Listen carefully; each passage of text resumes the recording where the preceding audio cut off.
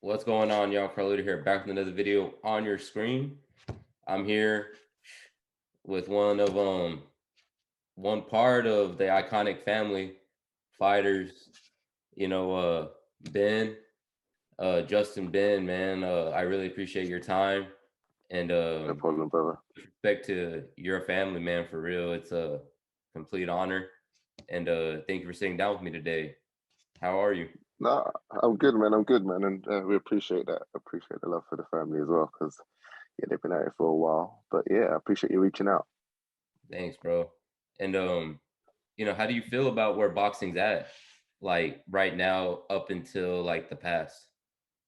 Right now, I mean, it's had a massive resurgence. There was a point where even I had stopped watching boxing for a bit. For someone who's come from a boxing family and a boxing background, there was a period where boxing kind of fell off for a bit. I think even I started watching UFC, for example. That was taken over, literally took over. But right now, boxing's back big time. And I mean, a lot of respect goes to Eddie Hearn for that.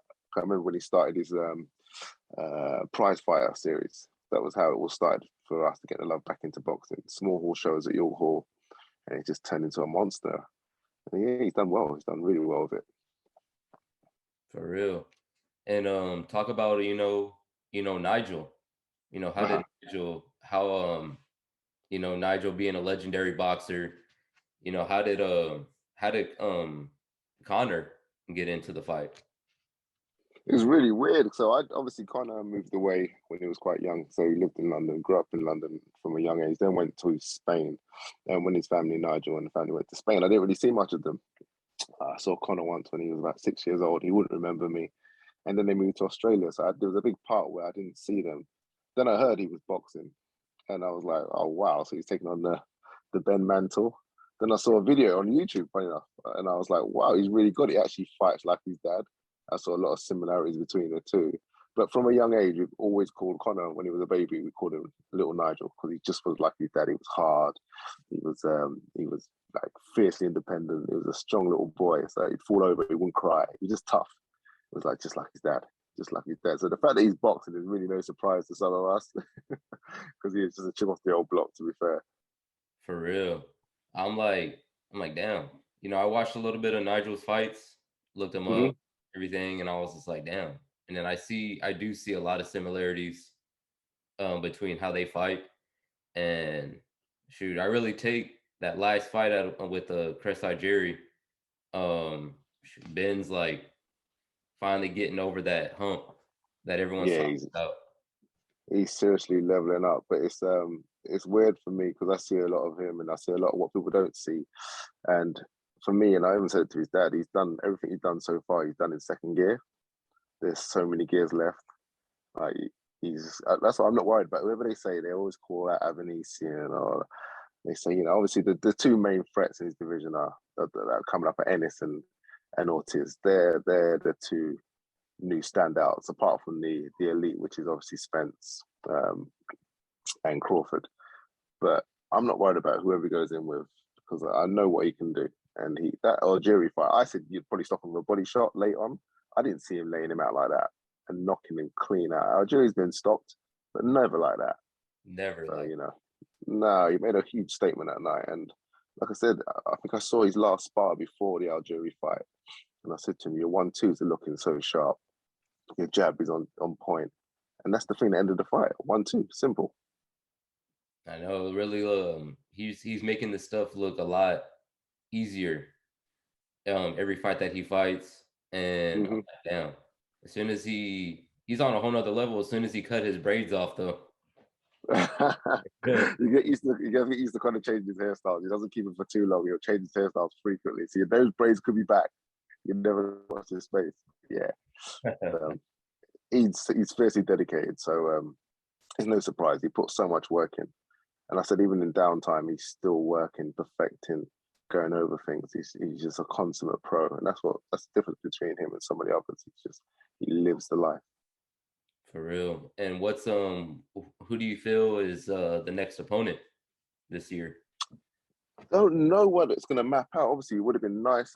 I really wanted to fight Maurice Hooker. I thought Morris would be able to show him some looks that he hasn't seen before. even though I believe he beats him, but I just wanted someone to pose something different to him, just so he gets used to different styles. And once you get up to the top level, you need to be able to figure out what people are doing. So the more looks you see, the more styles you face, the better equipped you'll be when those nights come around. I'm hearing, obviously there's an offer out to Broner, but I don't think that's happening. And I read today that Van Herden's still in the mix as well. So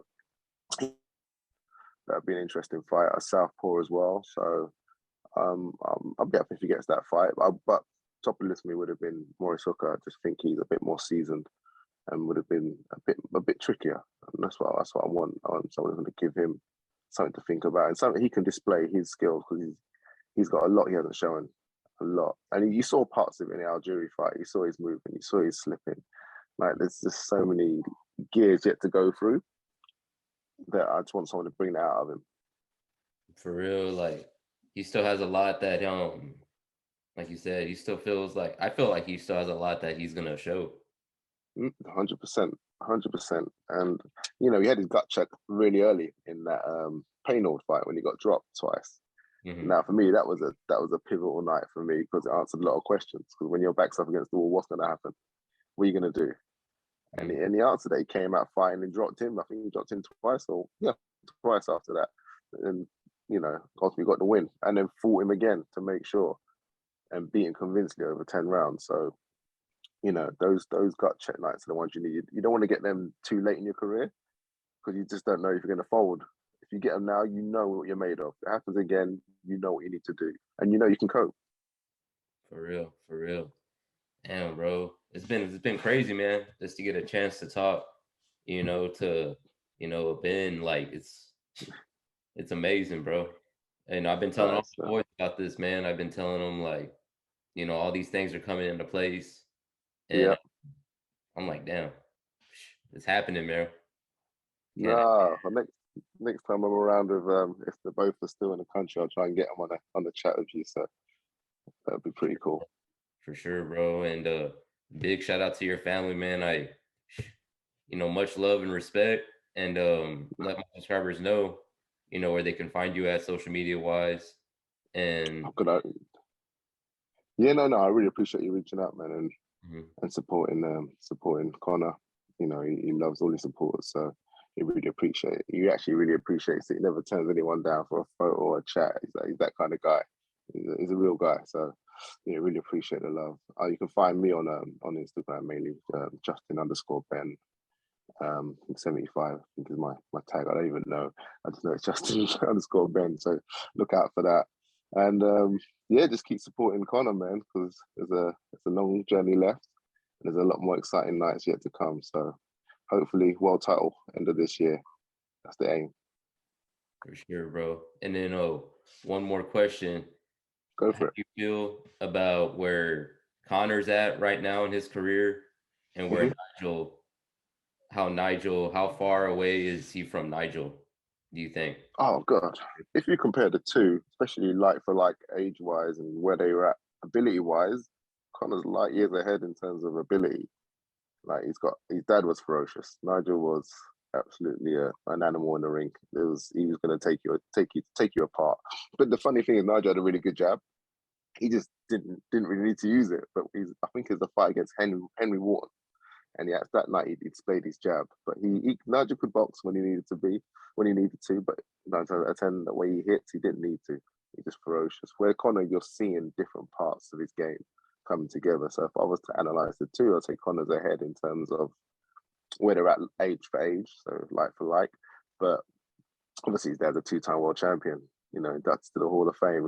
He's a legend. In those terms, Conor's got some shoes still to fill, but he's heading in the right direction. He's got the right mentality and mindset to do it. So watch this space, bro. Amen to that, bro. And y'all go check out his links down below. Go follow the Ben family. Always doing big things out there, and staying relevant. And stay tuned, bro. One more time, Carlito, one love. We out. Big up, brother. Thank you, man. Always. All the way. Are we going out tonight? All the way. I'ma chug the bottle, chug it up.